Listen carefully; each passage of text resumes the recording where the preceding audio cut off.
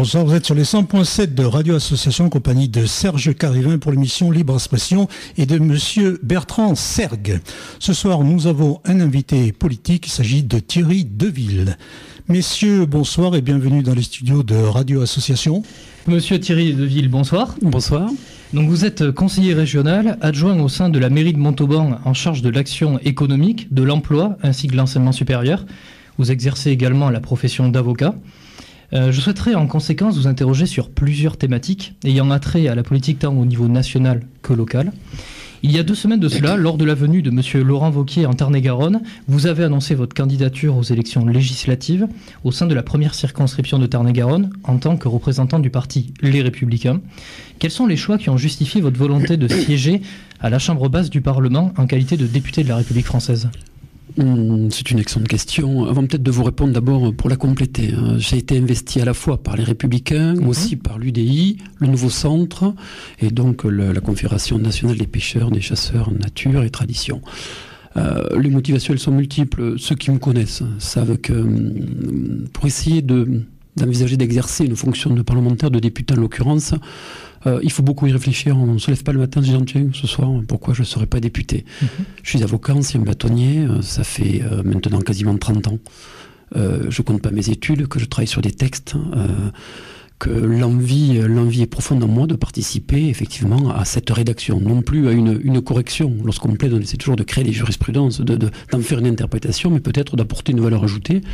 Et si effectivement je pouvais devenir député, j'aimerais siéger à la commission des lois. Quelle sera votre valeur ajoutée justement ? La valeur ajoutée, c'est celle à la fois de l'expérience. Donc en 2 mots, les parcours comptent beaucoup. Pour moi, l'histoire de quelqu'un va certainement me permettre de mieux comprendre à la fois ses aspirations et ses ambitions. Donc moi je suis avocat, j'ai une particularité, c'est qu'avec mon associé, il y a maintenant plus de 25 ans, un homme absolument exceptionnel, Jean-Claude Tignol, nous avons créé une fiduciaire, une technique un peu anglo-saxonne, où nous avons créé un gros cabinet, 45 collaborateurs aujourd'hui, qui évolue de façon transversale sur les métiers de l'expertise comptable et les métiers de l'avocat.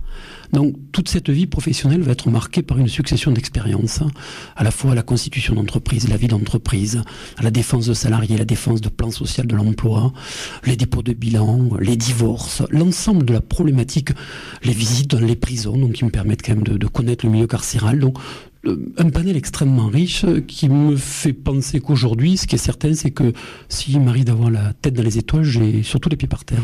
D'accord.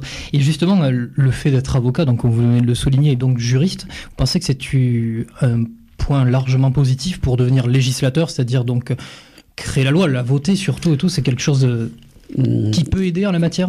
Alors hier soir, nous avions un débat avec Jérôme Chartier, le bras droit de François Fillon, et je lui ai rappelé Hector de la l'Iliade. Il nous disait que le droit était la plus belle école de l'imagination et que jamais poète n'avait décrit la nature comme un juriste la réalité. Ça veut dire quoi concrètement ? Ça veut dire que un juriste, surtout en droit français, c'est un spécialiste de technique contractuelle, la liberté contractuelle, l'article 134 du Code civil qui nous permet, si les conventions sont légalement formées, d'écrire beaucoup de choses. Donc il faut effectivement que ces conventions soient articulées autour d'un texte de loi qui tienne la route, et je crois vraiment qu'être avocat, et c'est d'ailleurs pour ça qu'il y a quand même pas mal d'avocats qui sont intéressés par la chose publique, je crois qu'être avocat est une valeur ajoutée pour exercer la fonction de parlementaire en général et de député en particulier. Et sans faire abstraction de vos nombreuses qualités, est-ce que la future entrée en vigueur de la loi sur le non-cumul des mandats n'aura pas eu raison des desiderata de Brigitte Barège de siéger au Palais Bourbon ? D'abord, c'est une question qu'il faudrait lui poser. Je connais bien Brigitte Barège. Si je suis là, c'est parce qu'avant tout, c'est mon ami. Au-delà de l'investiture des Républicains, il n'a échappé à personne que Brigitte Barège a pesé de tout son poids.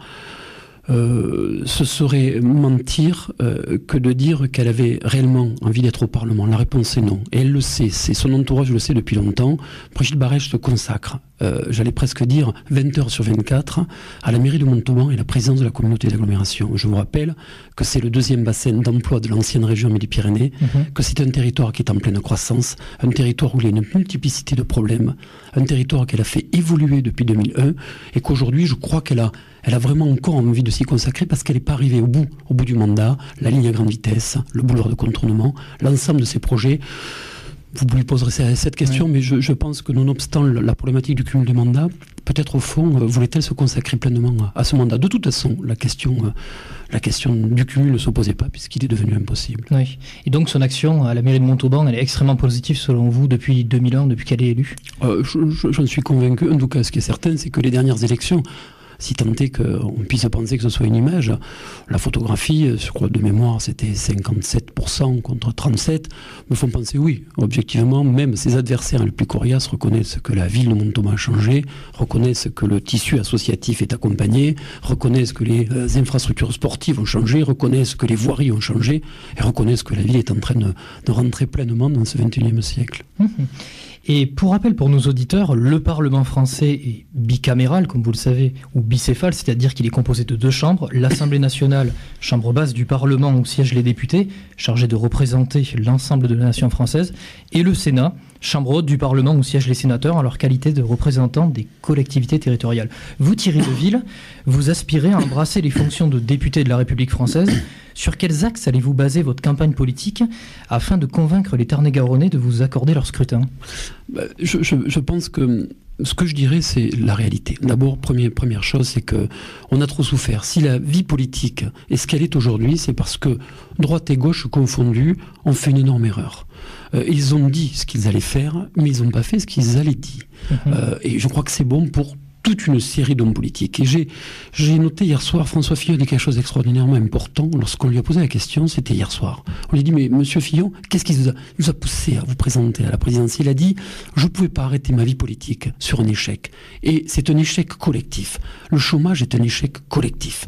Donc aujourd'hui, la vision de François Fillon et le programme qu'il porte est un programme d'une véritable ambition, une ambition de rupture et de modernité. On part de quoi?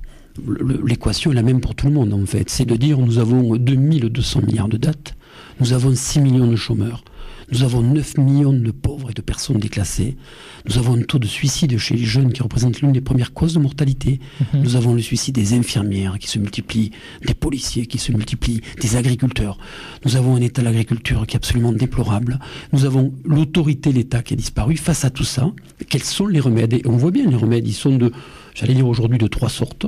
On a un triptyque, on a un remède, je mettrai un peu dans le même paquet le modèle du chaos pour moi, le modèle de M. Mélenchon et le modèle de Marine Le Pen, qui tous les deux d'ailleurs, c'est assez paradoxal, le Front National est devenu le premier parti ouvrier de France. Et donc on a des connexions entre ces deux partis, c'est une retraite à 60 ans, c'est une sortie de l'euro, c'est l'augmentation des bas salaires, c'est une dépense publique exacerbée, comme Benoît Hamon avec son revenu universel. Et c'est vrai que j'étais très étonné de voir notamment Valérie Rabault, députée sortante, de soutenir un programme de dépenses publiques aussi important. Donc, il y a un premier programme, pour moi je l'appelle le chaos, qui est basé sur une dépense publique. Un second qui est celui de M. Macron, qui est un programme de continuité. Tout le monde a bien vu quand même que M. Macron était le fils quelque part de M. Hollande, et j'ai tendance à dire que c'est pas parce qu'on met M. Macron en vitrine, si on garde les immobilistes en cuisine, on va pas faire changer grand-chose. Et il y a un troisième programme qui lui dit, attendez, la dépense publique, c'est pas que je veux pas. Imaginez, j'adorerais, moi, dire aux gens, mais vous allez continuer à travailler à 60 ans, peut-être même à 55 ans, pourquoi on ne travaillerait pas 32 heures demain, pourquoi on n'augmenterait pas les bas salaires. Ça, c'est un discours. La seule difficulté de ce discours, c'est le discours qu'avait tenu François Mitterrand en 1981. Je vous rappelle quand même qu'en 1983, il y a une rigueur terrible, et qu'aujourd'hui, notre situation, c'est pire que tout ça. C'est pire que tout ça, 1 million de chômeurs en 5 ans. Donc face à cette situation-là, il faut une réponse claire, une réponse de rupture, non pas d'une rupture de modèle social, mais une rupture de protection de notre modèle social. Parce qu'aujourd'hui, il n'est pas protégé. Aujourd'hui, nous partons à la dérive. François Fillon, il protégerait le modèle social? Évidemment qu'il protégerait le modèle social. Il a été beaucoup caricaturé. Paradoxalement, on nous explique que les jeunes ne seraient pas aspirés par son programme, et pourtant ils sont vraiment concernés par le programme. L'idée c'est quoi? C'est d'abord de dire l'emploi, c'est la première des protections sociales. Qu'est-ce qu'un homme politique doit à sa société? Il doit à sa société la capacité pour chacun d'avoir un emploi. C'est ça le but recherché. Il doit autre chose, il doit la capacité d'augmenter le pouvoir d'achat. Comment on augmente le pouvoir d'achat? On augmente le pouvoir d'achat en baissant les charges sociales, qu'elles soient des baisses de charges massives sur les employeurs de 48 milliards, massive sur les salariés pour permettre à chaque salarié de retrouver 300 € de pouvoir d'achat, 750 € pour un couple. Ça sont des mesures fortes. Libérer l'emploi, ça veut dire quoi? Je suis avocat, je peux vous en parler. Aujourd'hui, on constate qu'on multiplie les CDD. Pourquoi multiplier les CDD? Parce qu'on essaie de nous dire qu'il faut sauver le modèle social du CDI, c'est-à-dire l'incapacité pour un employeur, non pas de recruter, mais de pouvoir mettre un terme au contrat de travail sans passer par la case prud'homme qui va lui coûter des dizaines et des dizaines de milliers d'euros. Que fait l'employeur? Aujourd'hui, l'employeur, il fait des CDD, il fait de l'intérim. Donc la question de la flexibilité du droit du travail est posée. Nous avons aujourd'hui plus de 3000 articles dans le Code du travail. 3000 articles. Il faut réduire du coup le code de travail. Ramener un code du travail à 250, 300 articles me semble être un maximum. Nous avons aujourd'hui des spécialistes en droit social des relations individuelles, mais aussi des spécialistes en droit social des relations collectives, tant le code du travail est complexe à appréhender. C'est pas normal. Cette société de normes, oui, il faut de la norme, mais il ne faut pas que la norme empêche chacun de pouvoir se libérer, de pouvoir créer et de pouvoir faire quelque chose. Je prends un exemple, mais qui est symptomatique. Vous allez certainement me poser la question sur les fonctionnaires. C'est un sujet de fond. On va en venir après. C'est un sujet de fond. On va en parler, donc je ne vais pas anticiper la question. Mais si aujourd'hui, il y a un mot qu'on doit retenir, c'est liberté. On veut un monde de liberté, attention, une liberté régulée, une liberté constructive, pas une liberté qui opprime, une liberté qui permet d'innover, qui permet d'anticiper. Quand aujourd'hui on m'explique, mon Dieu, François Fillon veut aider les riches, je réponds, attendez, arrêtez, les vrais riches, ils sont partis. 10 000 foyers ont quitté la France. 10 000. À quoi c'est dû ça? Tout simplement à une fiscalité. Attendez, nous, collectivement, ne faisons pas partie de ces riches. Mais lorsque l'autre jour, je rencontre un très riche qui avait vendu sa société, je vais faire simple, des sommes astronomiques, 15 millions d'euros, il m'explique qu'après l'avoir vendu 15 millions d'euros, après la plus-value, il n'en reste plus que 10 millions d'euros, qu'il voulait vivre naturellement de ses rentes. Ses rentes lui donnent 3% des 10 millions d'euros, 300 000 euros, donc on va dire qu'il va vivre très très bien, sauf que l'impôt sur le revenu va lui prendre 150 000 euros des 300 000 euros, il lui restera donc 150 000 euros, ce qui est beaucoup beaucoup d'argent, mais le paradoxe c'est que ces 150 000 euros qui lui restent seront pris par un impôt qui s'appelle l'ISF. Il faut le supprimer d'ailleurs, l'ISF. Pourquoi? Je vous donne un exemple, ça veut dire que ce personnage qui a vendu 15 millions d'euros, à qui ne reste que 10 millions d'euros, s'il reste en France, son revenu du capital sera égal à zéro, puisque l'impôt sur le revenu aura pris 150 000 euros et l'ISF aura pris 150 000 euros. Donc que fait-il? Eh bien, il va d'abord habiter en Belgique. Lorsqu'il va vendre en Belgique, il vendra sans plus-value. Et s'il est résident belge, il n'aura pas de difficulté, il ne paiera pas d'ISF. Voilà. Il ne va pas au fin fond du monde. Il va en Belgique et la frontière lilloise. Regardez aujourd'hui les grandes familles françaises, celles qui habitent à Lille, toutes les redoutes, ces familles-là, à Muliès, ils habitent où? Donc c'est la question qu'on doit se poser. Je vous rassure, ça ne me concerne pas, mais par contre la problématique nous concerne à tous. Donc il faut faire revenir du capital dans notre pays, et il faut pouvoir créer des entreprises. Il faut que les jeunes puissent innover, créer, et qu'on soit fiers d'être chef d'entreprise, qu'on soit fiers de travailler dans ce pays, qu'on retrouve des couleurs, qu'on soit fiers. Vous savez, le Front National a toujours ce mot à la bouche terrible du patriotisme. Pour vous, il s'accapare le patriotisme, le Front National? Vous savez, il s'accapare le patriotisme, mais il s'accapare surtout le nationalisme. Romain Gary disait, le patriotisme, c'est l'amour des siens. Attention, le nationalisme, c'est la haine des autres. Et cette haine des autres, il ne faut pas l'avoir. Bien sûr que les républicains sont patriotes. Évidemment, évidemment. Et plus que jamais, dans les circonstances actuelles, nous sommes patriotes. Notre territoire, notre pays, notre civilisation est en danger. La politique concerne chacune et chacun. Ce n'est pas la guerre, ça va pas être une guerre interne, ça va être un débat démocratique, constructif, avec les perceptions du monde. Alors oui, je vous réponds, je pense que l'entrepreneuriat et l'emploi doivent être un vecteur. Je ne suis pas certain, je suis même certain du contraire. L'assistanat n'est pas la réponse. Vous savez, c'est en Afrique, on doit leur apprendre à planter du riz. On ne doit pas forcément que leur donner du riz. C'est cette idée-là, cette image-là. Aidons nos jeunes à créer de l'emploi. Soyons fiers de travailler. Redonnons des valeurs à ce mot « travail ». On va revenir justement sur le Parlement français. Comme vous le savez, sont présents au sein du Parlement 577 députés, 348 sénateurs.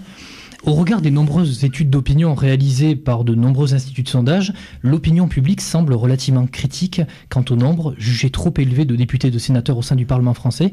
La plupart des candidats à l'élection présidentielle souhaitent une évolution à la matière qui tendrait à diminuer le nombre de parlementaires présents au sein du Palais Bourbon ainsi qu'au Palais du Luxembourg. Êtes-vous en adéquation avec ces critiques ou pour vous s'agit-il avant tout d'un faux débat ?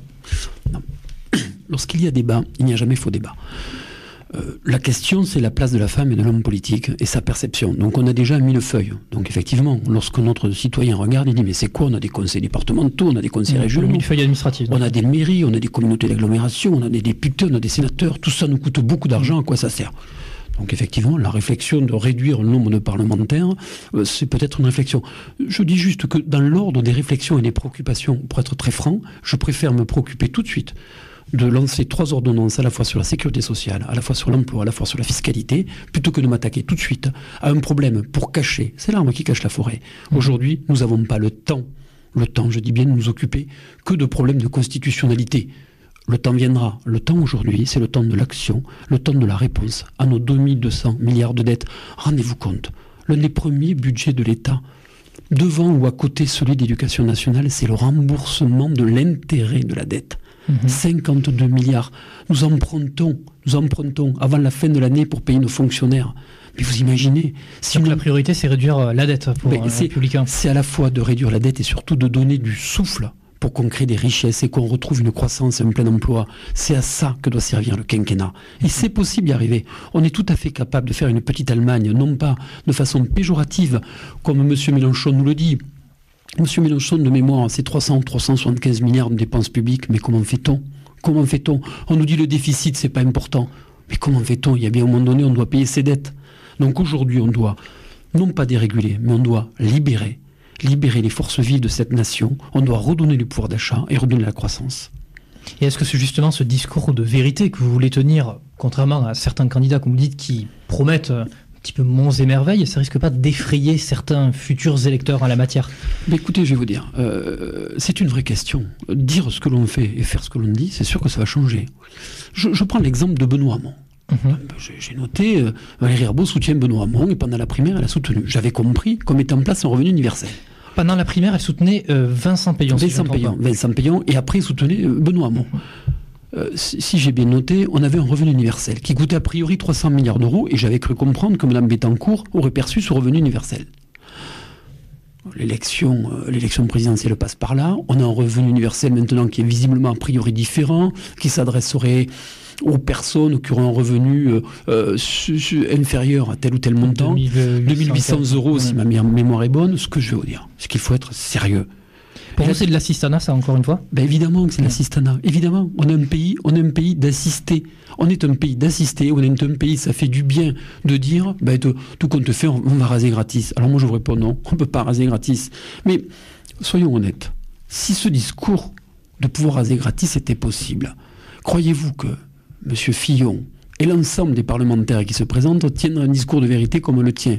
Il y a 2 solutions. Ou nous sommes complètement masos, ou nous avons envie de perdre l'élection, ce qui est une possibilité, ou au contraire, nous sommes dans la lucidité. Je vous rappelle que la lucidité, c'est la blessure la plus rapprochée du soleil. C'est celle qui fait mal. Oui, il faut être lucide. Et si demain, nous arrivons à avoir la confiance de nos électeurs, nous prendrons des mesures efficaces. Je prends un exemple. Notre territoire est un territoire où on utilise énormément les heures supplémentaires, défiscalisées. C'était simple. L'employeur...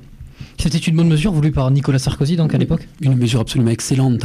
Quand je vois que Manuel Valls... Mais comment voulez-vous que les gens apprécient la politique ? On nous supprime dès juin 2012. On supprime. Valérie Herbault va voter la suppression des heures supplémentaires défiscalisées. L'employeur ne payait rien, le salarié ne payait pas d'impôts. C'était les 100, les 150 euros, les 200 euros que le salarié, que l'ouvrier, que l'employé pouvait percevoir pour amener son épouse au restaurant, inviter ses enfants. C'est important, 150 euros. On a supprimé ça. On a remplacé tout ça par le CICE sans contrepartie pour les salariés. Comment voulez-vous qu'ils perçoivent ça? C'est une méconnaissance totale de notre territoire. Et d'ailleurs, Emmanuel Macron veut rétablir cette défiscalisation. Ça veut dire que... Là, vous êtes d'accord avec lui? Je suis d'accord avec lui. Non, je ne suis pas d'accord avec son comportement, parce qu'il aurait d'abord pu faire son mea culpa, celui qu'a fait Manuel Valls, puisque je vous rappelle quand même qu'Emmanuel Macron a été secrétaire général adjoint de l'Élysée. Je vous rappelle qu'Emmanuel Macron a porté devant la Fondation Montaigne en 2011 le programme de François Hollande devant la Fondation Montaigne, puisqu'il a coécrit et été co-rédacteur. Et ensuite, il est devenu ministre de l'Industrie et de l'Économie. Alors effectivement, démissionner il y a 6 mois et dire « moi, tout ce qui s'est passé ne me concerne pas, j'ai été ministre que 2 ans », je crois que c'est un tout petit peu léger. Je pense qu'Emmanuel Macron... Puis il a conseillé François Hollande également au début de son quinquennat. Évidemment, il a conseillé au début de son quinquennat, il était secrétaire général adjoint de l'Élysée, il a monté le programme. Donc il serait comptable en fait des erreurs commises par François Hollande durant ce quinquennat? Mais il en est totalement comptable. Et c'est pour ça, vous savez, c'est absolument hallucinant. J'attends avec attention cette élection de dimanche. Il y a 4 mois, on nous explique qu'il n'y aurait pas assez de droite et que par contre on ne voulait plus de François Hollande. À tel point d'ailleurs qu'il n'est pas représenté. 4 mois après, si j'ai bien saisi, on a M. Hollande bis, puisque tout le monde l'a bien compris, M. Macron est quand même la représentation de M. Hollande en plus jeune, mais c'est le même en couleur. Et par contre, on ne voudrait plus de droite. Et la droite aurait disparu. Donc je pense qu'il faut peut-être attendre, effectivement. Moi, je n'ignore pas les impacts des affaires, je n'ignore pas tout ce qui s'est passé. Mais la question de fond qui est posée à vos auditeurs, c'est de se pencher sur le programme et pourquoi ce programme est écrit ainsi. Le programme, c'est la force de François Fillon, justement, dans cette élection? Évidemment, évidemment. Lisez l'ensemble de la presse objective, la presse un peu technique, je pense aux Échos, je pense à l'ensemble de la presse étrangère, lorsqu'on analyse les programmes. Lorsqu'on regarde M. Mélenchon, j'ai tendance à dire qu'on peut être attiré par ses talents de tribun, mais lorsqu'on ouvre son programme, on est légèrement rebuté par l'intérieur. François Fillon, je trouve qu'on est allé très très fort, mais vraiment très très fort contre François Fillon. Mais lorsqu'on ouvre son programme, on voit qu'il y a un véritable travail. Il y a un travail de fond qui a été fait depuis des années. Il a cessé d'être Premier ministre en 2012. Depuis 2012, il sillonne la France. Il a vraiment réfléchi. Il a rencontré, c'est pour ça d'ailleurs que ce phénomène s'est passé à la primaire. Parce qu'il a rencontré des gens et il a traduit tout cela dans son programme. Il y a un ras-le-bol aujourd'hui. Un ras-le-bol. Mais la réponse n'est pas une réponse de chaos comme le propose Marine Le Pen avec un programme. Marine Le Pen, elle fait pour moi un exploit. Elle présente le programme de Mélenchon en y vendant un peu de patriotisme. Ce qu'elle arrive donc à faire, c'est à avoir de son côté à la fois les ouvriers, mais aussi les professions libérales, quelques agriculteurs, quelques industriels, quelques commerçants. J'ai souvent tendance à dire que si vous mettez 100 personnes du Front National dans une même pièce, je ne suis pas sûr qu'ils puissent déjeuner ensemble pendant 2 heures parce qu'ils ne se comprendront pas. Ils n'auront pas la même perception de la société. Donc aujourd'hui, il faut une colonne vertébrale. François Fillon fait des propositions avec une véritable colonne vertébrale. Ce sont des propositions directes. Ce sont des propositions modernes. La modernité, c'est cette lucidité. Et ce sont des propositions qui permettront à notre France, en plus, il précise, je ne ferai qu'un mandat. Je ne ferai qu'un mandat, mais faites-moi confiance et je remettrai la France sur pied. C'est ça, c'est ce discours-là qu'il faut que l'on tienne. Et si on revient justement encore une nouvelle fois vis-à-vis du Parlement, parce que c'est ce qui nous intéresse aujourd'hui, les parlementaires ont été sous le feu de l'actualité durant ces derniers mois, et notamment les attachés parlementaires, recrutés par les députés et sénateurs afin de les aider dans leur quotidien de législateur. Il y a eu de nombreuses affaires qui ont touché plusieurs personnalités politiques, et ceux de tous bords confondus. François Fillon, Marine Le Pen, Bruno Le Roux aussi. Si vous êtes élu député Thierry Deville, vous allez bien entendu devoir constituer une équipe autour de vous composée d'attachés parlementaires. Quelles seront les décisions que vous allez opérer à la matière? Est-ce que les relations familiales, notamment pouvant gouverner le choix des parlementaires, céderont pleinement le pas à une volonté d'un recrutement exclusivement basé sur les compétences et les diplômes obtenus? C'est clair, je commencerai par compétences, je finirai par compétences, comme je fais dans mon entreprise. Moi, je recrute que les meilleurs dans mon entreprise. Avec mon associé, on en a 45, on recrute que les meilleurs. Et moi, chez moi, ne travailleront que les meilleurs. Je suis désolé, mes enfants, en l'occurrence, j'ai 2 enfants. Mes enfants, ma fille travaille dans un secteur qui n'a strictement rien à voir.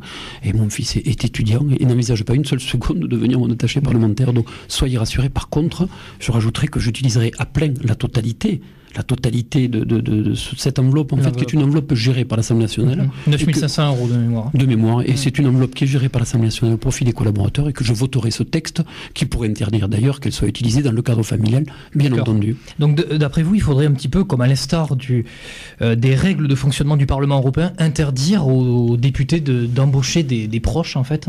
Oui, il faut aller beaucoup plus loin. Pourquoi ? Beaucoup plus loin, pourquoi ? Parce que vous savez très bien que le député d'à côté, il suffit qu'il embauche votre fille, votre fils, ils vont tourner comme il faut. Ce qui se passe un petit peu au Parlement européen, c'est ce qu'on reproche au Front National notamment. Le Front National, vous savez, le Front National, ce sont les grands spécialistes.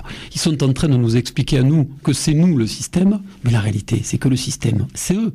C'est eux le système. Lorsque vous interviewerez Thierry Vialon, qui est un charmant garçon... On a interrogé Gilbert Collard il y a 2 semaines. Vous auriez dû interviewer Thierry Vialon, vous lui demanderez sa profession, je crois qu'il travaille et qu'il est salarié du Front National. Il ne sera pas lui poser la question. Je crois d'ailleurs qu'il habite à Lavore aussi. Vous voyez, c'est quand même assez particulier. Donc aujourd'hui, non. Moi, je pense qu'il faut être clair là-dessus, sur ces sujets-là. Mais par contre, il ne faut pas que ça focalise le débat. La difficulté, c'est qu'au moment où on a des problèmes de fond, on a parlé trop des affaires selon vous et pas assez du fond durant cette campagne présidentielle. Évidemment, en ce qui me concerne, je suis totalement frustré. Je suis frustré qu'on n'ait pas eu un débat pour une fois. On avait un débat de fond. Pour une fois, aller s'opposer 2 projets de société. Un projet, si je résume, basé sur l'assistanat et un autre projet basé sur l'emploi. Regardez bien, on voit bien, la loi sur les 35 heures, tout le monde sait bien, s'il y a bien une faute de la droite, c'est de ne pas l'avoir supprimée. Aujourd'hui, redonner... Ça, c'était une grave erreur de la droite, selon vous, de ne pas avoir supprimé les 35 heures. Mais après, par contre, je reviens par rapport à ce que vous avez dit justement sur les heures supplémentaires. Si on supprime les 35 heures, à quel moment on détermine quand il y a des heures supplémentaires ou autres, etc. C'est très simple, des accords d'entreprise. Un accord d'entreprise, c'est ça qu'il faut. Je dis pas qu'aujourd'hui, il ne faut pas travailler 35 heures dans une entreprise, peut-être 32, mais dans une autre entreprise, il faut travailler 39, j'en sais rien. Regardez à l'hôpital, du jour au lendemain, on a décidé 35 heures. Pourquoi l'hôpital est dans cette situation? Tous ceux qui ont géré l'hôpital vous le diront. Les 35 heures, ils sont pour beaucoup. Regardez la valeur travail. Aujourd'hui, l'aspiration de quelqu'un, c'est de dire, mais le but, c'est quasiment de ne pas travailler. Mais attendez, le travail a quand même aussi une valeur sociale. Il y a autre chose derrière le travail. Donc je pense, moi, qu'il faut permettre aux salariés d'être heureux dans le travail qu'ils font. Il faut permettre aux salariés d'évoluer dans leurs fonctions. Il faut retrouver du dialogue social. C'est quoi? C'est permettre à ces salariés... Exemple, les rapports syndicaux. On propose, nous, d'avoir d'abord un représentant du personnel. Aujourd'hui, il peut être délégué du personnel, délégué, membre du comité d'entreprise, membre du comité central d'entreprise, membre du CHSCT. Savez-vous qu'il y a des entrepreneurs qui ne connaissent même pas leurs salariés parce qu'ils passent plus de 100% de leur temps dans leur délégation syndicale. Première mesure, nous, ils pourraient passer que 50% du temps. Seconde mesure, très simple, nous avons des seuils de 10 salariés, on passerait les seuils de 10 salariés à 20 salariés pour avoir un délégué du personnel. Et les seuils de 50 salariés à 100 salariés pour avoir un comité d'entreprise. Savez-vous combien coûte un comité d'entreprise? Savez-vous combien un chef d'entreprise va financer? Et donc aujourd'hui, regardez le nombre d'entreprises que vous avez à 49. Et ces seuils, ce sont ces seuils à chaque fois qui posent problème. Un 49, si on passe à 50, là il y a de nouvelles obligations à la matière pour les entreprises qui sont préjudiciables. Voilà, donc il y a un seuil de salariés qui peut permettre effectivement aux entreprises d'avoir ce type d'institution. Mais à 49, 50, vous êtes beaucoup trop petit. Donc, encore une fois, l'idée c'est de libérer, mais attention, c'est de libérer en concertation avec les salariés. Aujourd'hui, qui c'est qui fait une entreprise? Lorsqu'on a une entreprise, on le sait, ce sont essentiellement les salariés qui y travaillent. Il n'y a pas un entrepreneur qui vous dira qu'il n'aime pas ses salariés. C'est pas vrai. Il n'y a pas d'entrepreneur qui est content d'aller au conseil des prud'hommes. Il y a effectivement des fois des difficultés, mais pour autant, lorsqu'aujourd'hui... Il faut plafonner les indemnités au niveau du conseil des prud'hommes? Mais évidemment qu'il faut les plafonner. Mais pire que ça, savez-vous que le gouvernement socialiste les avait plafonnés? Il les avait plafonnés, c'est un texte qui était passé avec la loi Macron. Et pourquoi il a été déplafonné? C'est là le paradoxe de la politique, c'est que les Républicains ont attaqué la loi Macron sur toute une série de dispositifs. Et le Conseil constitutionnel a retoqué que cette disposition de la Macron. Sinon aujourd'hui, les socialistes auraient plafonné les indemnités. Les socialistes. Donc je souris lorsque j'entends... les critiques, c'est normal. J'écoute Valérie Rabault avec beaucoup d'attention. Quand je vois Benoît Hamon qui hurle contre ce plafonnement, je rappelle quand même que les parlementaires socialistes dont il faisait partie avaient voté ce plafonnement et que paradoxalement, c'est les Républicains qui, via le Conseil constitutionnel, ont fait annuler ce dispositif, ce qui paraît un peu paradoxal. Alors oui, aujourd'hui, vous savez de quoi a besoin un chef d'entreprise? Il a besoin de sérénité, de lisibilité et de simplicité. Il a besoin de connaître sa loi fiscale, sa loi sociale, passez-moi l'expression, le tarif s'il fait une bêtise, et il a besoin de se consacrer à sa prise de commande, à l'organisation de sa production. C'est ça l'efficacité. Vous parlez souvent de Valérie Rabault, c'est votre principal adversaire dans cette campagne politique ? En termes de version politique, oui, au sens noble du terme. Je n'ai pas d'adversaire, j'ai des concurrents. Nous sommes des concurrents très très différents. Hier, un journaliste m'interrogeait, me faisait remarquer qu'effectivement, sur les concurrents aujourd'hui déclarés, ce qu'on appellerait des gros concurrents, on a Valérie Rabault, on est différents. Elle habite à Paris, moi je suis né, je vis à Montauban. On a, je crois, Pierre Mardegan qui s'est déclaré, qui cherche l'investiture. En Marche ? En Marche, je ne sais pas s'il l'a ou s'il l'a pas, je ne sais pas. Lui, il habite à Agen. On a M. Vialon qui habite dans le Tarn, pour le Front National. Donc, ce ne sont pas des adversaires. Ce sont des gens qui ont une perception de la société différente de la mienne. Donc, j'espère qu'on aura des débats constructifs, pas des débats de personnes. J'ai pas de débat de personne. La question de fond, c'est l'intérêt d'un projet. Voilà, nous avons un projet. Valérie Rabault a un autre projet. C'est un peu plus compliqué, je vous le concède, pour En Marche, puisque j'ai du mal à saisir la colonne vertébrale du projet, mais nous aurons certainement l'occasion d'en débattre, et moi, je suis extrêmement serein. Donc, encore une fois, retenez que je n'ai pas d'adversaire dans cette élection, j'ai des concurrents et des gens qui portent des projets différents de celui que je porte. On l'a bien retenu. Également, il y a eu un événement extrêmement grave qui a eu lieu hier soir. Donc jeudi 20 avril 2017, un individu a ouvert le feu sur un véhicule des forces de police stationné avenue des Champs-Élysées, donc lieu hautement symbolique à Paris, vous en conviendrez. Il s'agit une nouvelle fois d'un acte à caractère terroriste perpétré sur le territoire national. Si vous êtes élu député, Thierry Deville, quel rôle devra endosser selon vous le Parlement français afin d'être au cœur de la lutte contre le terrorisme ?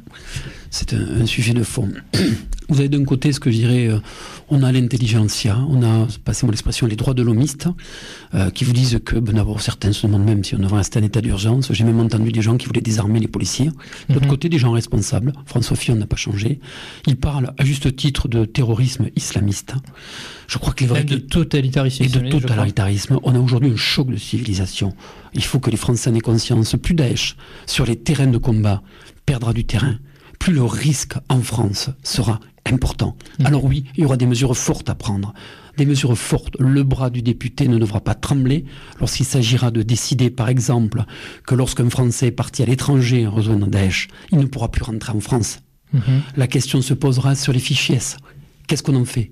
Comment on les traite ? Trouvez-vous normal qu'aujourd'hui, le gouvernement français interdise à un maire de savoir si les salariés qu'il a, notamment ceux qui travaillent dans des crèches, dans des écoles, sont fichés S ou non? Oui, sur ces décisions-là, il ne faudra pas que notre bras tremble. L'angélisme, c'est terminé. Ce n'est pas une guerre, c'est pire que ça. N'oubliez pas Ben Laden. Ben Laden disait, il y a une énorme différence entre vous et moi. En parlant des Occidentaux, vous vous battez pour vivre, nous, on se bat pour mourir. Et ça, on ne l'a pas encore appréhendé. Et la réflexion de l'homme ou de la femme politique construit, qui a une approche, j'allais presque dire, mature de la situation, ne peut pas raisonner avec angélisme. Il doit raisonner avec fermeté. Il doit raisonner avec, naturellement, la conception de l'ensemble des droits de chacun. Associer une fermeté sans faille, la main ne doit pas trembler. Vous n'hésiterez pas à prolonger notamment l'état d'urgence, parce que vous serez amené à voter la prolongation de l'état d'urgence si vous êtes élu député. Est-ce que pour vous c'est une solution ? Est-ce qu'il faudra sortir tôt ou tard de l'état d'urgence ? Je pense que réellement nous sommes en état d'urgence et nous allons y rester. Longtemps ? Longtemps. Autant de temps que durera. Mais attendez, n'ayons pas les mémoires courtes, je veux pas être méchant, on nous explique que tout est fait. Mais non, tout n'est pas fait. Nous avons eu les attentats de Charlie. Derrière, nous avons eu le Bataclan. Et comme si ça ne suffisait pas, nous avons eu l'attentat de Nice. Et maintenant, ce sont des attentats à coups de deux qui sont visés. Toujours les mêmes. Les enfants, les civils, les forces de police. Mais c'est un massacre. Tous ceux qui étaient sur l'attentat de Nice, tous ceux qui étaient au Bataclan, c'est un massacre. Et ces massacres-là sont insoutenables. Et je vais même plus loin. Je reste convaincu que de droite ou de gauche, lorsqu'on va sur un marché, c'est pas possible. Imaginez une seule seconde que vous alliez dire à une maman que non seulement on a écrasé son enfant, mais qu'en plus, il a été écrasé par quelqu'un qui était classé au fichier S, dont on avait potentiellement l'information. Alors oui, ce nouvel attentat pose plein de problèmes. Il pose notamment celui des peines de prison. Pour vous, il y a un laxisme en matière judiciaire ou... Ce qui est certain, c'est qu'on a eu les lois Taubira, et que, je ne veux pas faire d'humour, mais vous savez, certains disent que lorsque vous avez un problème, demandez à un socialiste, il va vous expliquer comment le régler, et surtout il va vous expliquer comment on va s'en passer. Donc effectivement, en dépénalisant aujourd'hui toute une série de délits, on évite de peupler les prisons, et on évite quoi ? On évite d'avoir la situation. Je vous rappelle un petit mot sur la prison, parce que c'est tout à fait caractéristique. Nous sommes en 2012. Il y a un plan prison, plan Sarkozy, 3 milliards d'euros. François Hollande décide de supprimer ce plan prison. Il le supprime à la place pour créer des postes de fonctionnaires. Sauf que ces postes ne vont pas coûter 3 milliards. Ils vont coûter 3 milliards au début, mais ensuite il y aura le 3 milliards récurrent chaque année, plus les retraites derrière. Mais surtout, là où, je souris, mais c'est le sourire du désespoir. Là, en 2015, quand on apprend que Manuel Valls et M. Cazeneuve promettent un plan prison, je dis à tous nos concitoyens, mais regardez ce qui s'est passé en 2012. Les 3 milliards du plan prison de Sarkozy, tout le monde sait qu'il faut 10 ans pour faire une prison. C'était pas sérieux, c'était pas mature, c'était irresponsable, et c'est ce qu'il faut arrêter de faire, de l'irresponsabilité. Du coup, il faut construire davantage de places de prison. D'ailleurs, François Fillon en propose 16 000, donc sur 10 ans, bien entendu, étant donné que ça prend du temps. Certains pourraient critiquer cette politique du tout carcéral. Que pouvez-vous leur répondre en la matière ? Non, c'est pas une politique de tout carcéral, c'est une politique, la question de fond de la sanction. Est-ce que lorsqu'on fait un délit en France, on est sanctionné ou on n'est pas sanctionné ? Première observation. Et deuxième observation, si je fais un délit en France et que je suis sanctionné, est-ce que je dois ou non purger ma peine ? C'est une question de fond. Et le Parlement va en débattre. Et les gens que vous enverrez au Parlement seront des gens qui auront débattu sur leur territoire, sur leur circonscription, de ces problèmes-là. Et c'est vrai que François Fillon, son programme est extrêmement clair. Donc ce n'est pas un programme laxiste, c'est un programme de fermeté. Lorsqu'il parle de quotas migratoires, lorsqu'il parle de l'aide médicale d'État. C'est quoi l'aide médicale d'État ? Sur le fond, c'est parfait. Sauf que ça coûte près d'1 milliard d'euros. Un peu moins d'1 milliard d'ailleurs. 800 millions d'euros exactement. Mais au-delà du coût, c'est une pompe absorbante de l'immigration. On ne peut pas reprocher à quelqu'un qui est mal dans son territoire de venir en France pour venir se faire soigner. S'il en a la capacité, on ne peut pas lui reprocher. Pour vous, c'est un appel d'air Mais évidemment que c'est un appel d'air. Donc la question de fond, c'est celle-là. France, je crois que c'était Michel Rocard, en 1988, avait dit on ne peut pas accueillir toute la misère du monde. La question est posée. Arrêtons de penser qu'il y a d'un côté les méchants, de l'autre côté les gentils. Je dirais plutôt qu'il y a d'un côté les responsables, d'un côté les autres. C'est les irresponsables. Et justement, en restant sur cette notion de terrorisme, vous auriez voté le projet de loi constitutionnelle intitulé « Protection de la nation » qui prévoyait notamment de constitutionnaliser la déchéance de nationalité française pour une personne condamnée pour un crime à consonance terroriste. Je l'aurais écrit complètement différemment. Ouais. Je l'aurais écrit complètement différemment. Ça a encore une fois été un texte qui a suscité une polémique pas possible. Par rapport aux binationaux. 6 mois, 1 an de discussion. On a parlé de plus rien. À côté de ça, le chômage est monté. En 5 ans, nous avons 1 million de chômeurs. C'était un leurre en quelque sorte. Évidemment, pour oublier le reste. c'était un leurre pour oublier le reste. Et ça a été un poisson pilote qui a noyauté le débat politique. En plus, qui a permis, d'ailleurs, qu'il s'est retourné contre son auteur, puisque... Ça a échoué, effectivement, cette révision constitutionnelle. J'ai cru comprendre qu'il avait même avoué qu'à refaire, il ne le referait pas, puisqu'il a fait exploser sa majorité sur ce texte. Non, il devrait être réécrit différemment, mais surtout, il devrait être réécrit de façon globale et globalisée. Question de fond, je reprends cette observation sur les fiches S. Pourquoi le maire d'une collectivité qui embauche des hommes et des femmes dans une crèche ne peut pas savoir si ces hommes, si ces femmes sont fichés S ? Mais si la population entend ça, elle ne va pas le croire. Elle ne peut pas le croire. Elle ne peut pas l'imaginer. On ne parle pas de délation. On parle de responsabilité. Le maire est tenu au secret professionnel. Il ne va pas divulguer. Mais il doit savoir pour gérer et prévenir. Nous allons revenir maintenant sur l'élection présidentielle. Nous sommes exactement à 2 jours du premier tour de l'élection du futur chef de l'État français. Le candidat du parti politique Les Républicains, vous l'avez dit, et a été désigné à l'issue de la primaire de la droite et du centre, se trouve être M. François Fillon. Ce dernier, si l'on en croit les différentes études d'opinion pour cette élection présidentielle, semble être engagé dans une lutte principalement recentrée autour de 4 personnalités politiques dont vous avez parlé un petit peu, on va en revenir en détail. Crédité de 17 à 21% d'intention de vote, le candidat de la droite et du centre n'accéderait pas à cet instant T, et avec toutes les précautions qui naturellement s'imposent, avec les marges de manœuvre, etc., d'erreur des sondages, au second tour de l'élection présidentielle. Quelle est votre analyse en la matière, Thierry Deville ? Première observation très brève. En 2002, un sondage coûtait 2 fois plus cher qu'en 2017. La question c'est pourquoi ? Tout simplement parce que la méthodologie n'était pas la même. En 2002, on travaillait sur ce qu'on appelle l'échantillonnage. En 2017, on travaille sur le panel. Ça veut dire quoi? Ça veut dire concrètement que lorsqu'on fait partie d'un panel, la réaction qu'on a à une question n'est pas forcément la même que si on est issu d'un échantillonnage. Je ne vais pas rentrer dans les détails, je vous dirai juste que... Du coup, les sondages sont biaisés selon vous? Attendez, il faut beaucoup d'humilité. Je crois qu'aujourd'hui, tout est ouvert. Je ne m'aventurerai pas à dire qu'un tel ou un tel va gagner.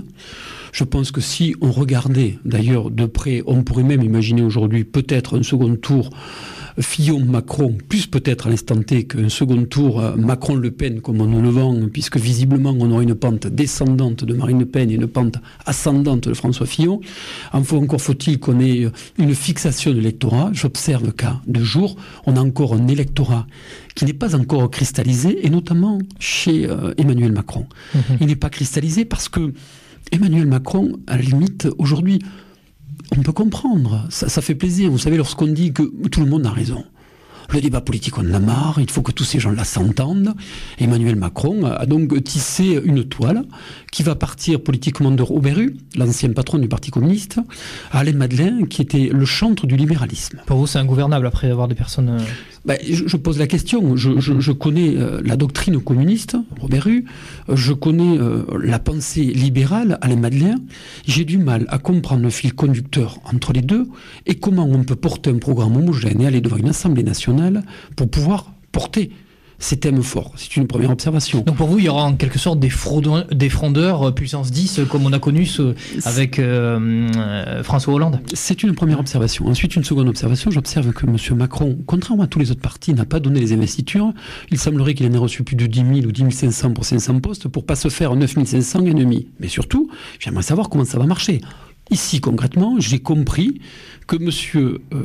Mardegan se revendiquait, ou souhaitait, avoir l'investiture Macron. Et j'observe que jusque-là, si j'écoute les gens d'En Marche, on se rencontre tous, c'est un microcosme, les gens ne l'ont jamais rencontré dans aucune réunion, je crois, à part la dernière. Ça voudrait donc dire que la décision vient d'en haut et pas d'en bas. Là où j'avais cru comprendre que la construction intellectuelle devait partir d'en haut, d'en bas, pour finir en haut. Donc ici, je crois qu'il faut raison garder, on va voir qui seront les personnalités investies, et on va voir comment ils porteront leur programme, et c'est pour ça que, même si M. Macron, si par impossible, devait gagner cette élection présidentielle, la problématique de la majorité, et c'est peut-être la première fois, vous savez, ces fameuses vagues, lorsqu'on a un président qui est élu, il entraîne derrière... Après qu'il y ait une vague, ça suffira peut-être pas selon vous? Je pense que, on verra, nous aurons un département qui peut être un département école, nous aurons toute une série de personnalités. J'espère qu'on ne sera pas dans ce cas de figure. Je crois réellement que François Fillon va gagner cette élection. Je pense je crois qu'il a pris beaucoup de coups. Je pense qu'effectivement, il y a eu un problème certainement de moralité. Il ne faut pas baisser la tête. Pour autant, j'aurais aimé qu'on passe autant de temps sur la moralité qu'on en passe sur le programme. Et je crois quand même que lorsqu'on arrive au sujet régalien et qu'on l'entend, on comprend quand même de quel bois il est fait. D'accord. Donc en fait, le discours sur la probité, c'est ça en quelque sorte que pêcherait au niveau du candidat de la droite, et son programme, ça serait vraiment ce qui permettrait à la France de se relever? François Fillon, paradoxalement, c'est pas un problème de probité, c'est un problème de moralité ou de perception. C'est vrai qu'aujourd'hui, pourquoi les hommes politiques ont toujours fonctionné comme ça? Moi, je jamais été parlementaire, donc on fait partie, nous, de la nouvelle génération. La politique est un monde particulier, une vie particulière. Vous êtes obligé d'y mettre votre famille. Vous travaillez pas le lundi. Vous y êtes le lundi, le mardi, le mercredi, le jeudi, et le samedi et le dimanche, vous y êtes complètement.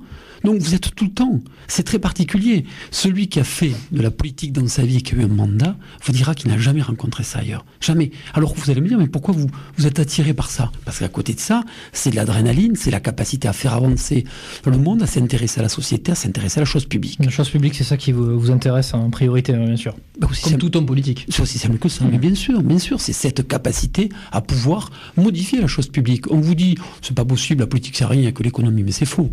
C'est faux. L'économie est basée sur des règles. Et suivant que vous modifiez les règles, vous pouvez modifier l'économie. Et les Français ne s'intéressent pas assez à la politique, selon vous? Oui, je trouve qu'ils ne s'y intéressent pas assez et qu'ils ont un regard...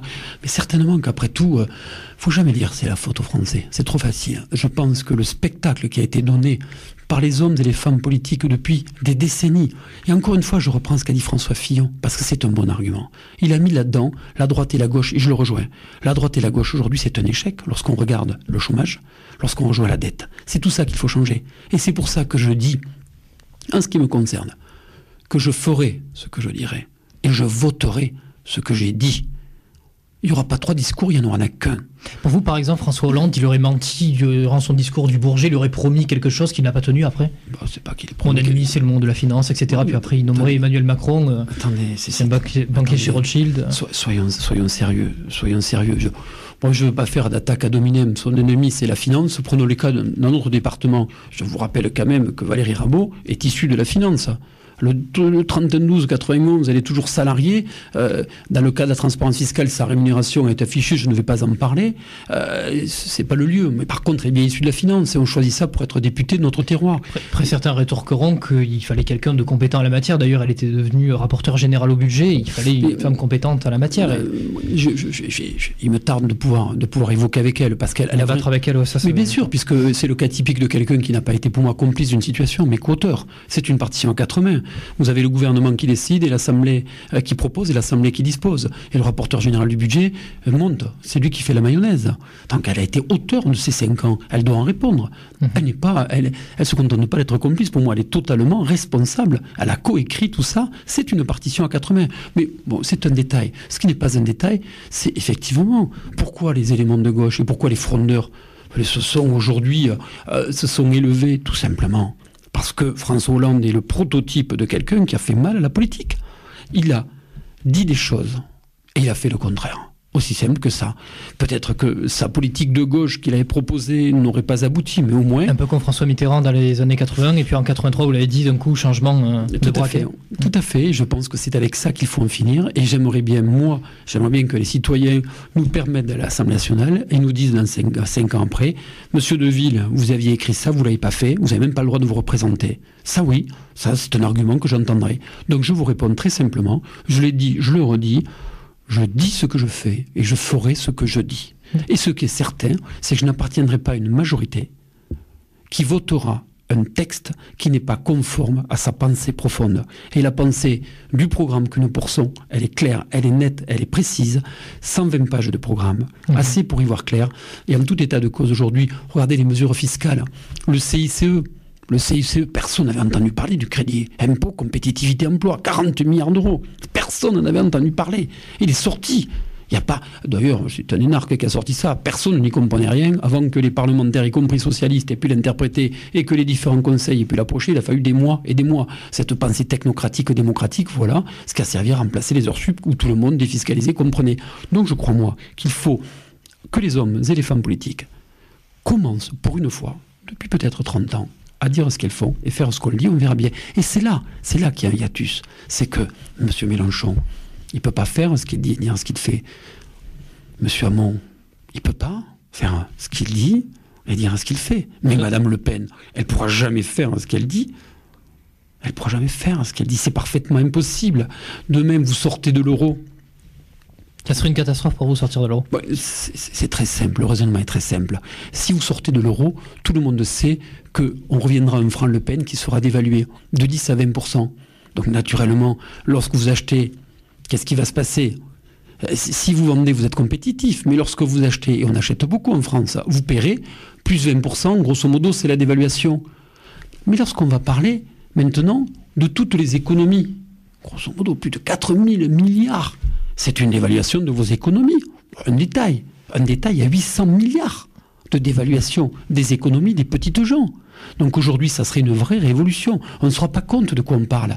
Tellement le ras-le-bol des gens est important. Donc j'ai envie de dire, moi, faites-nous confiance. Faites confiance à ce programme, qui est un programme réel, qui est un programme difficile peut-être à appréhender, mais qui est le seul programme qui sera appliqué dans sa totalité. Parce que, 1, il est financé, 2, on aura une majorité capable de faire passer ces textes. Et justement, là, vous parliez de ce fameux programme politique François Fillon. Bien entendu, je l'ai consulté pour cette interview, puis également en tant que citoyen averti, on va dire, à la matière.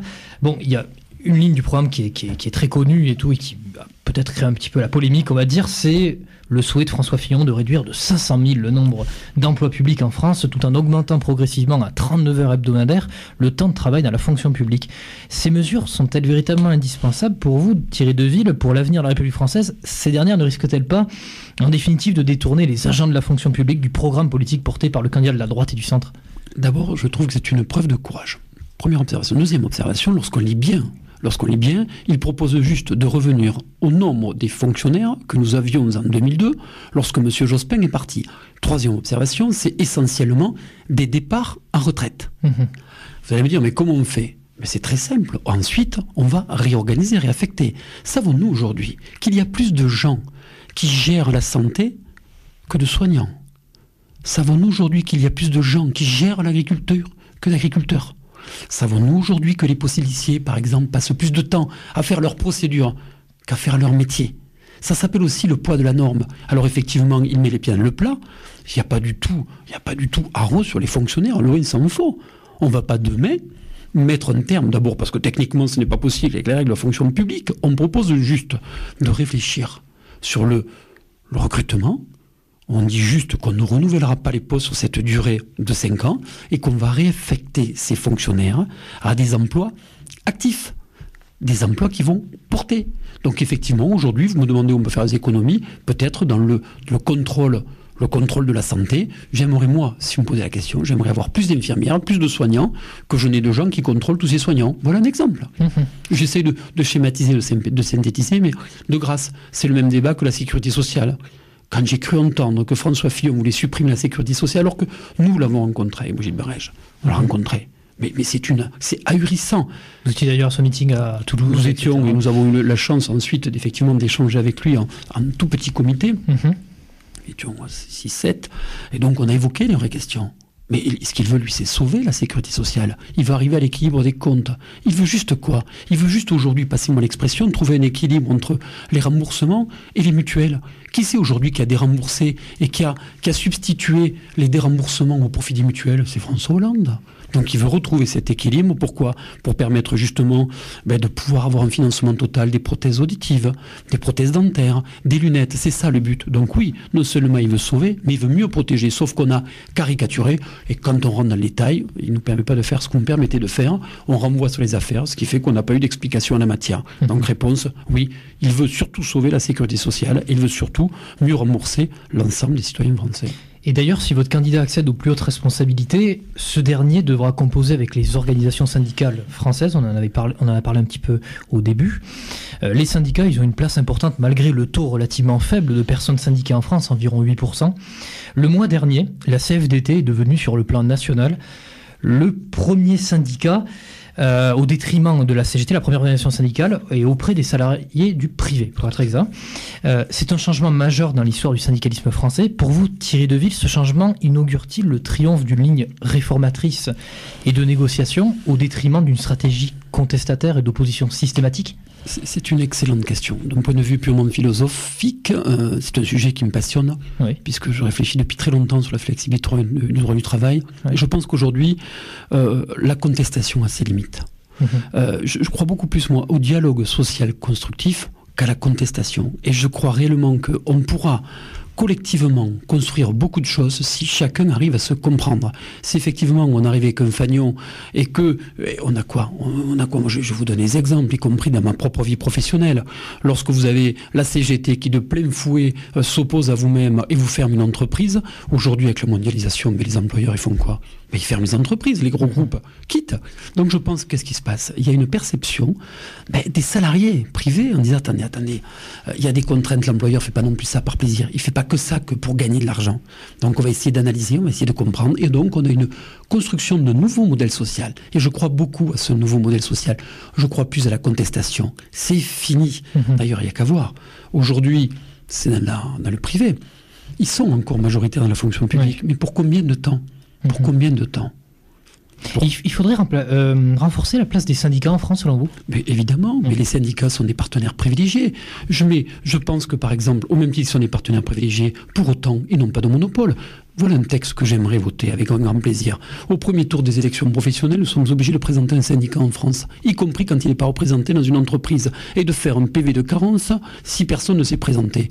Mais pourquoi diable aller chercher un syndicat? Il suffit de trouver une représentation dans l'entreprise. C'est ça le dialogue social. On va donc trouver non pas un tiers externe, membre d'un syndicat, je ne sais lequel, qui viendrait essayer de discuter avec un employeur qui ne connaît ni d'Ève ni d'Adam, mais au contraire, construisons un dialogue social avec quelqu'un de l'entreprise. Et là, on aura un dialogue constructif. J'ai, dans mon entreprise avec mon associé, des partenaires sociaux issus de l'entreprise. Ça se passe parfaitement bien. Quel entrepreneur ne veut pas négocier avec ses salariés? Je vous donne un exemple. Je suis à une conférence avant-hier. J'apprends que chez Airbus, pour modifier de 30 minutes le temps de travail, la DRH, la directrice des ressources humaines présente, nous a expliqué qu'elle avait mis 2 ans. Le PDG allemand n'a pas bien compris. Il a juste dit qu'il ne fallait pas que ça dure trop quand même. 2 ans pour modifier de 30 minutes. Nous sommes dans un monde où on a une libéralisation des échanges. Qu'on soit content ou pas content, c'est ainsi. Et nous devons composer avec ce que j'appelle de la modernité. Et c'est en ça que le programme de François Fillon est moderne. Et c'est en ça que les jeunes auraient dû regarder le prisme de cette modernité et pas des vieilles recettes de dépenses publiques, des recettes de normes, des recettes de toutes dépenses, des recettes d'assistanat qui, elles, sont totalement inadaptées au niveau de l'entreprise. Et d'ailleurs, vous parlez un petit peu de Marine Le Pen, notamment par rapport à ces dépenses supplémentaires si le Front National accède aux plus hautes responsabilités. Marine Le Pen, elle a été la cible de nombreuses critiques pour les propos qu'elle a tenus il y a une semaine de cela concernant l'absence de responsabilité de la France dans la rafle du Vel-d'Hiv. Cette dernière s'est ensuite justifiée en affirmant le refus de la repentance permanente. Pour autant, ces déclarations ont suscité un vif émoi et une condamnation quasi unanime de la classe politique. Pour vous, Thierry Deville, ces propos tenus par la candidate frontiste sont-ils révélateurs de l'idéologie sous-jacente du Front National ? Je vais être très clair avec vous. Je ne veux pas m'inscrire. Moi, ce que je veux, c'est essayer d'expliquer aux électeurs du Front National que le programme économique de Marine Le Pen, c'est surtout sur le programme économique, est complètement utopique, que le ras-le-bol, c'est pas le bon réflexe. Ensuite, déclaration pour déclaration. Oui, cette déclaration, je ne la partage pas. Je pense qu'elle était... C'était une erreur fondamentale, selon vous ? C'était une erreur fondamentale. Mais j'en connais une autre dont vous ne parlez pas, qui me semble aussi fondamentale. C'est l'observation de M. Macron sur l'Algérie. Oui. Je pense qu'elle est aussi fondamentale. C'est une méconnaissance. Crime contre l'humanité, donc. C'est une méconnaissance totale des règles de droit que de dire c'était un crime contre l'humanité. Donc vous voyez... Il a blessé profondément les harkis, selon vous ? Profondément. Profondément. Et je ne veux pas faire de la polémique, c'est trop facile. Il a fait du rétropédalage, mais je préfère, moi, aujourd'hui, m'intéresser à ce qui, le matin, le midi et le soir, m'importe l'emploi et le pouvoir d'achat. Ça me préoccupe, avec naturellement l'autorité de l'État, le terrorisme. Retrouver un président de la République est une stature. L'affaire Leonarda, je n'en veux plus. D'ailleurs, on va rester justement sur Emmanuel Macron. Tant qualifié de gauche que de droite par ses opposants politiques, ce candidat atypique à l'élection présidentielle est actuellement au centre des débats et des interrogations. Certains voient en lui l'incarnation d'un renouveau démocratique indispensable au redressement national. D'autres, au contraire, perçoivent en Emmanuel Macron un opportuniste politique adaptant son discours en fonction de ses interlocuteurs. Quel regard portez-vous, Thierry Deville, sur cette personnalité politique qu'est le candidat d'En Marche ? C'est indubitablement un homme intelligent. Celui qui vous dirait l'inverse est un crétin. Pourquoi ? D'ailleurs, il n'y a qu'à voir son parcours intellectuel. Il est assez particulier. Après tout, après l'ENA Eco, il a passé 1 an à faire de la philosophie avec M. Ricoeur. Ça prouve bien que c'est plutôt un gourou, c'est plutôt quelqu'un qui a, à mon avis, il a 2 qualités. La première, c'est qu'il a su percevoir l'air du temps. Et la seconde, c'est qu'il a une chance insolente. Il a un alignement des planètes comme aucun homme politique n'a jamais eu. Il est arrivé à faire disparaître François Hollande de la scène. Il est arrivé à faire disparaître Nicolas Sarkozy. Il a fait disparaître Alain Juppé. Il a fait disparaître Manuel Valls. Il a créé, sans le savoir, Benoît Hamon. Et donc, il s'est retrouvé seul dans un échiquier politique avec un alignement de planètes absolument exceptionnel. Et comme si cela ne suffisait pas, on est allé rajouter à tout ça les affaires de M. Fillon. Donc aujourd'hui, je pense qu'il a une chance. Pour vous, on lui a créé un boulevard, c'est-à-dire qu'on a un candidat du Parti Socialiste qui est sur une ligne bien à gauche et un candidat à droite qui est sur une ligne bien à droite. Et bon, les affaires qui ont un petit peu entaché, ça quand même, ça lui a créé un boulevard en quelque sorte à Emmanuel Macron. Mais c'est un boulevard terrible, un alignement des planètes terrible. Par contre, j'attends avec impatience ces élections et ces élections législatives dans le cadre des seconds tours. Que vont-ils faire? Parce qu'attendez, Emmanuel Macron, il est quoi? Il y a 2 ans, il disait qu'il était socialiste. 2014, une déclaration. En 2016, il a déclaré qu'il n'était pas socialiste. Emmanuel, c'est quoi, Emmanuel Macron? C'est pas un ovni, c'est un opni, une espèce d'objet politique non identifié. C'est un opni, mais pour autant, attendez, c'est un homme extrêmement respectable, éminemment intelligent, qui a un parcours très particulier, mais qui a un alignement des planètes. Et à mon avis, je vais vous dire, j'espère vraiment que ça n'a pas résisté à la réalité. J'espère vraiment que les lecteurs de base vont se dire, attends, est-ce qu'on n'est pas en train d'avoir un petit coup de François Hollande, qui est quand même le coup, vous savez, ces fameuses lignes de billard, est-ce qu'il n'est pas en train de le remettre en place? Regardez, je prends un seul exemple. Il ne devait y avoir aucun ministre socialiste. Il a dit ça il y a 1 mois. Aucun ministre socialiste issu de l'ancien gouvernement de Valls, de Cazeneuve, de M. Ayrault, qui serait membre de son gouvernement. Et j'ai appris il y a quelques jours qu'il faisait déjà une exception pour M. Le Drian, ministre des Armées. Ça veut dire quoi? Ça veut dire que, évidemment que Monsieur Macron et M. Hollande de bis, et qu'on aura ce même gouvernement. Certains saluent également le bilan de le ministre Le Drian à la matière. Alors peut-être que ça serait un élément important dans un gouvernement qui l'aurait poussé à remettre en cause certains saluaient le bilan de M. Cazeneuve, peut-être qu'on pourrait le mettre à l'intérieur. Certains vont saluer le bilan de je ne sais qui. Attendez, aujourd'hui, je crois qu'on aura un gouvernement bis, parce que... on va repartir sur 5 ans de François Hollande en quelque sorte avec son hologramme plus jeune. Mais c'est une évidence. Comme je disais tout à l'heure, mettre Macron en vitrine, c'est bien. Si c'est pour mettre les immobilistes en cuisine, ça sert à rien. Parce que c'est immobile. C'est immobile, mais c'est naturellement immobile, puisqu'on ne peut pas faire plaisir à l'un et à l'autre. Et si jamais il est élu et que vous êtes élu député, donc les Républicains, est-ce que vous seriez prêt à voter des projets de loi donc issus directement de la volonté du chef de l'État, en l'occurrence Emmanuel Macron? Je vous arrête, j'ai moins une conviction. Je ne sais pas exactement qui va gagner dimanche, même si j'ai vraiment le sentiment que François Fillon est en train de remonter. Il créera la surprise. Il va créer la surprise. J'en ai une conviction profonde. Mais l'autre conviction que j'ai, c'est qu'en tout état de cause, si par impossible Emmanuel Macron devait gagner cette élection, la problématique de la cohabitation se posera inévitablement. Parce que je reste convaincu que les Républicains vont gagner les élections législatives. Bien sûr. La question de fond qu'il faut poser, c'est quoi? Qu'est-ce qu'on rejette aujourd'hui? On rejette François Fillon ou on rejette le programme de François Fillon? Qu'est-ce qu'on rejette? Lorsqu'on s'approche de François Fillon, son programme, en quelque sorte. Lorsqu'on ouvre le programme de François Fillon, mais il pose des vraies questions et il apporte des vraies réponses. À l'équation dont je parlais en préambule pour le parallélisme des formes, sa fameuse équation, ces milliards de dettes, ces millions de chômeurs, c'est à cette équation qu'il faut répondre et il faut qu'on soit capable d'y apporter une réponse constructive et responsable. C'est pour ça que je pense que François Fillon va gagner cette élection. Parce qu'à un moment donné, il va y avoir dans le peuple de droite, tous ceux qui peut partir du côté, se faire attirer par les sirènes Macron, ils vont se dire mais les sirènes Macron, elles contiennent quand même beaucoup d'éléments de gauche. Beaucoup d'éléments de gauche. Mais je vais donc, moi, aller mettre mon bulletin au milieu de gens dont j'ai pendant 5 ans pensé qu'ils se méprenaient. Je crois qu'il y aura au dernier moment un sursaut républicain. Et je pense... D'ailleurs, on se demande où est l'électorat de droite, parce qu'entre 10 et 20%, peut-être qu'il y a un peu plus de monde qui... C'est une excellente question. Là où on était à un manque de droite il y a 4 mois, aujourd'hui on cherche les électeurs de droite. Je dis peut-être, arrêtons de les chercher. Dimanche, nous allons, j'espère, les retrouver dans les urnes et bâtissons une vraie majorité, non pas pour le plaisir de se faire élire. J'aime beaucoup ce qu'a dit François Fillon hier. Il a dit, je dois aujourd'hui reconnaître l'aveu d'échec de nos politiques collectives. C'est pour ça que je me présente pour faire autre chose. Il arrive pendant 5 ans, il ne fera qu'un mandat au terme de sa vie politique en disant il faut faire ça. Et ça, j'y crois fortement, ce sont ces textes qui nous permettront de sortir la tête de l'eau. Et dernière question, parce qu'il va nous falloir rendre l'antenne.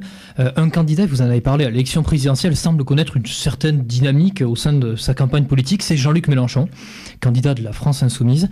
Est-ce que pour vous, ces talents d'orateur, et d'ailleurs vous avez mis en avant tout à l'heure, largement reconnus et partagés par la classe politique, se heurteront à la réalité de son programme politique qui fera office de repoussoir envers les électeurs au moment de leur vote? Évidemment. Je pense qu'au dernier moment, lorsqu'on ouvre le programme on peut avoir... Est-ce qu'il a fait une bonne campagne? Non, il a fait une excellente campagne. Les hologrammes, la modernité, l'efficacité, le tribun. Mais pour autant, derrière, qu'est-ce qu'on a? On a un programme complètement ubuesque. On retrouve le programme du Front National en matière économique, un programme intenable. Comment voulez-vous augmenter les bas salaires? Comment voulez-vous dire à des gens, aujourd'hui vous partirez à 60 ans à la retraite? Comment vous dire à des gens, vous allez travailler peut-être même moins demain? Mais c'est parfaitement impossible. C'est irréaliste pour vous. Mais c'est irréaliste. On a chiffré, je crois ça, à 375 milliards d'euros de dette publique. Alors, on vous répond, vous dit, mais au Japon, attendez, vous avez 100% de dette, on a 200% de budget en dette. Mais ça n'a rien à voir. Au Japon, c'est une dette autonome. C'est une dette des Japonais. La nôtre, elle n'est pas autonome. Nous, on doit des dettes qu'il faudra que l'on rembourse. Donc je crois qu'aujourd'hui, c'est pas un plaisir de la classe politique, c'est une contrainte, et donc il faut bâtir un renouvellement, une modernité de notre société, sortir de ce mauvais pas avec des nouvelles idées, avec des vraies idées, mais des idées qui soient réelles, de telle façon qu'on ne revienne pas dans 5 ans en disant voilà une nouvelle fois. Ils ont dit quelque chose, ils n'ont pas fait ce qu'ils ont dit. Et est-ce que cette bonne dynamique de Jean-Luc Mélenchon, elle ne va pas conduire à un affaiblissement profond du Parti Socialiste au sein de cette élection présidentielle? Il est certain que le Parti Socialiste va se renouveler. Rien ne nous interdit de penser demain que nous sommes des républicains, peut-être qu'en face, comme aux États-Unis, nous aurons un gros parti démocrate, qui sait, je n'en sais rien. Ce qui est certain, c'est que le modèle socialiste aujourd'hui arrive au bout. Et j'en termine en disant, vous savez, on parle de la parole publique. C'est terrible, cette parole publique. Les engagements pris aux primaires, il ne fallait pas participer à la primaire, ou alors il fallait respecter ses engagements. Quand je vois Manuel Valls soutenir Emmanuel Macron en disant « je ne peux pas respecter la parole que j'ai donnée », je pense que si sur le fond, après tout, pourquoi pas, ça correspond à sa ligne politique, il ne fallait pas partir aux primaires. Parce que tout ça... C'est une mauvaise chose, les primaires d'ailleurs, autant pour la droite que la gauche. En ce qui me concerne, j'ai toujours été contre, pour une raison très simple. Nous avons une culture de parti. Et aujourd'hui, je vous réponds, à quoi sert un parti ? Dans un parti, on choisissait un candidat à la présidence de la République. Ça ne sert plus à rien. Et voyez bien aujourd'hui la situation dans laquelle on s'est trouvé. Donc je pense que les primaires, c'est certainement... Il ne faudra pas les renouveler plus tard. Moi, je reste convaincu qu'aujourd'hui, il faut amener les citoyens à adhérer à des partis politiques. Il faut les amener à participer à cette vie politique. Et c'est en participant à cette vie politique qu'on leur permettra effectivement d'avoir cette ressource qui est la réflexion, qui est la pensée profonde, mais pas une primaire qui arrive tous les 5 ans et qui produit des résultats parfaitement inverses. Aujourd'hui, on n'a pas choisi. Aujourd'hui, regardez la primaire de gauche, on a écarté. Qu'est-ce qui s'est passé? Ils n'ont pas choisi. Ils ont écarté Manuel Valls. Pour vous, c'était plus un vote de rejet en quelque sorte de Manuel Valls que... une dynamique pour Monsieur Hamon. Je ne suis pas un grand spécialiste de la vie politique, mais elle est en train de m'expliquer que le Parti Socialiste, si tant est que les sondages soient exacts, je vous ai dit tout à l'heure qu'il ne l'était pas, donc il faut qu'il le soit dans la totalité. Je verrai demain, mais j'ai du mal à imaginer qu'un Parti Socialiste puisse représenter 8% de l'électorat. On est en train de m'expliquer ça. S'il représente vraiment 8% de l'électorat, là, à ce moment-là, nous pourrons affirmer uniquement à ce moment-là que les primaires ont servi non pas à choisir, mais écarté. Donc je pense que ce modèle des primaires, ça sera un modèle à revoir. D'accord. Mais je vous remercie infiniment. En tout cas, nous arrivons au terme de cet entretien politique. Merci donc Thierry Deville pour l'amabilité dont vous avez fait preuve en acceptant cette interview au sein de notre radio. Merci à vous. Pour terminer, j'ai 2 questions, Monsieur Deville, à vous poser. Pour vous, la politique, c'est un métier? Certainement pas. Certainement pas. Et d'ailleurs, je pense que nous allons, dans le cadre de la modernité, un jour réfléchir sur l'ensemble de ces questions. On parle beaucoup des cumuls des mandats, c'est une bonne question. Je pense qu'on doit aussi pouvoir parler de la durée des mandats. Je crois qu'il faut la limiter, la durée des mandats. Bien sûr, parce que je crois qu'il n'y a rien de pire. Il n'y a rien de pire que de devenir un homme ou une femme politique professionnelle. À vie. Oui, je pense qu'une construction intellectuelle qui va précéder, pratique et professionnelle, qui va précéder la vie d'élu, surtout lorsqu'on est parlementaire, en clair. Lorsque je fais des lois et que je connais la vie avant, c'est peut-être pas plus mal. Et je pense que rien n'empêche de faire des lois et de connaître la vie après. Donc non, je suis avocat, je suis ancien bâtonnier, je reste. Alors, dernière question, c'est une question un peu polémique. Dans les années 2000-2009, vous étiez au Parti radical. Pourquoi vous êtes passé à l'UMP ? Mais c'est une excellente question. D'abord, ça ne s'est pas tout à fait passé comme ça. C'est une très bonne question parce que ça me permet de préciser des choses. Je fais partie des gens qui n'ont pas trahi. Je n'ai jamais trahi. J'ai quitté. Je suis parti, une main devant, comme on dit, une main derrière. Pour trop très fort d'ailleurs, je pensais que j'allais arrêter de faire de la politique. Je n'ai pas adhéré à l'UMP, j'ai adhéré à l'UMP beaucoup plus tard, de mémoire en 2012-2013. Ce qui m'a amené à partir, c'est tout simplement un problème politique. À ce moment-là, la ligne des radicaux devait être celle des Valoisiens. On devait avoir un rapprochement, souvenez-vous, près de Jean-Louis Borloo. C'était ça. Et je vous rappelle qu'à l'époque, le président du Parti radical devait rentrer au gouvernement de Nicolas Sarkozy. C'était ça la ligne politique. Et on a transformé cette ligne politique en un rapprochement avec justement le Front de gauche et Jean-Luc Mélenchon. Vous comprenez bien que je ne pouvais pas m'y retrouver, et c'est aussi simple que ça. Non, c'est pas un problème de poste. Mais certainement pas. Certainement pas. La vie politique, ça, ce sont les caricatures que l'on a pu faire. C'est normal, quand on peut avoir une presse et quand on n'est pas très heureux, on va écrire des choses. Moi, je n'ai rien dit, je n'ai rien écrit à l'époque. Je vous dis juste que je n'ai jamais trahi. J'ai quitté. Certains ont trahi. Trahir, c'est quoi? C'est bénéficier de quelque chose, et lorsque j'en bénéficie, je trahis celui qui me l'a donné. Moi, je n'ai bénéficié de rien. Et lorsque vous posez la question aux radicaux, aux vrais qui peuvent s'exprimer, vous diront non, mais il a bien fait de partir puisqu'il ne pouvait pas s'exprimer et sa ligne politique. Lorsque vous n'êtes pas content dans la vie, il ne faut pas trahir. Il faut quitter et derrière, il ne faut pas écrire et dire de méchanceté. Je n'ai jamais écrit, je n'ai jamais dit de méchanceté. J'entretiens avec ces gens-là d'excellentes relations. Par contre, l'avenir me donne raison aujourd'hui. Si j'ai cru comprendre que M. Bailey soutenait M. Macron, ça veut dire quand même qu'à un moment donné, le plus dur, c'est d'avoir raison avant les autres. Je reste convaincu qu'il est donc sur une ligne libérale. Il ne va pas assez loin aujourd'hui parce que le constat, il devrait soutenir M. Fillon, ce qui n'est pas le cas. Je reste convaincu que mais peut-être tout ça va évoluer. Vous verrez, votons François Fillon. Donnons-lui cette majorité, permettons-lui de faire ce qu'il dit, de dire ce qu'il fait, et vous verrez, dans 5 ans, il rendra service à la vie politique, parce qu'enfin, on regardera les hommes politiques de notre œil, parce que bientôt, on va avoir honte de faire de la politique. Et pour en terminer, il ne faut jamais arriver là, parce que sinon, il n'y aura que les médiocres qui seront aspirés par la vie politique, et tous ceux qui ont quelque chose à dire ou à raconter s'en écarteront. Il ne faut pas non plus arriver là. Donc je crois, moi, que notre personnel politique est de grande qualité. Notre personnel politique, droite et gauche confondus, n'est pas malhonnête.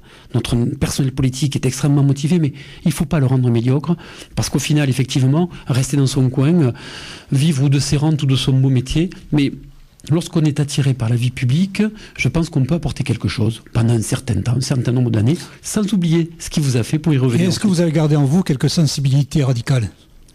Mais attendez, ça veut dire quoi? Évidemment, mais François Fillon, c'est un radical. François Fillon, c'est un humaniste.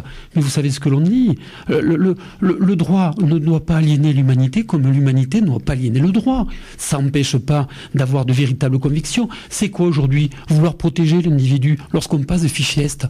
Les fichiers S à classer l'information à donner aux maires de collectivités, par exemple, c'est l'humanité. C'est sauver. Imaginez que demain vous embauchiez une jeune fille qui soit classée S et qui s'occupe de crèche. Vous en pensez quoi? Non, je crois que oui. Moi, j'ai rencontré François Fillon, croyez-moi. C'est un homme qui est empreint d'une grande humanité. Brigitte Barège, que je connais, que je côtoie, est d'une grande humanité. Est complètement déconnectée des problèmes d'argent. C'est pas du tout son truc. Elle est intéressée par la chose publique. Les gens qui la côtoient vous diront qu'elle a une véritable humanité, même si elle a du caractère et qu'elle fait pas n'importe quoi. Donc je crois qu'aujourd'hui, l'idée de dire lorsqu'on est gentil, on vote à gauche, et lorsqu'on est méchant, on vote à droite, non, c'est pas ça du tout. Lorsqu'on est moderne, on vote à droite. Lorsqu'on est réactionnaire et archaïque, on vote à gauche, parce qu'on croit toujours que la dépense publique permettra de sauver le monde, et que l'assistanat, c'est la gentillesse. Aujourd'hui, la lucidité, c'est la modernité, et la modernité, c'est un programme efficace. Je vous remercie. Et c'est moi qui vous remercie.